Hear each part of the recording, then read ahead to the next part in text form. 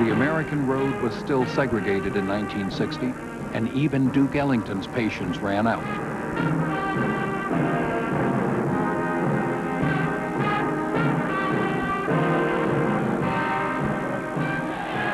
Well, I mean, it all boils down to the skin disease, more or less, you know.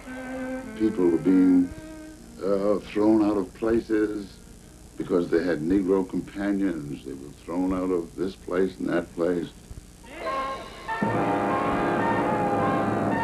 The music he wrote explained how he felt about civil rights.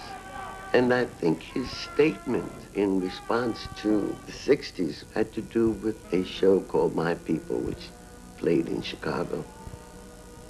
I remember one, glorious experience. I introduced him to Dr. Martin Luther King, standing on a windy corner on Michigan Avenue in Chicago. Martin and I had flown up from Atlanta, and I called Edward up in his suite, and I said, come down here, I want you to meet somebody. He said, oh, Bridie Mae, I'm not dressed. I said, that's all right. He said, just put your coat on over your pajamas. So he came down, and he comes bouncing off the elevator. He always had this bounce in his walk, you know. I said, come here, Edward.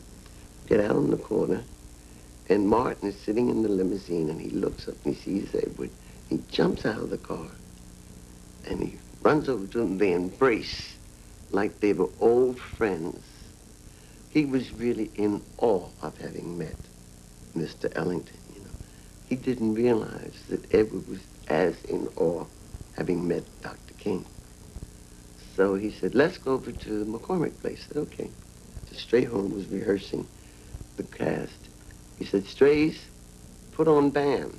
And they come out with King Fit the Battle of Bam, which was King Fought the Battle of Birmingham. And that was a song that Edward had written. Martin was very moved, and tears came down, and I was moved, and I cried. And Edward was delighted.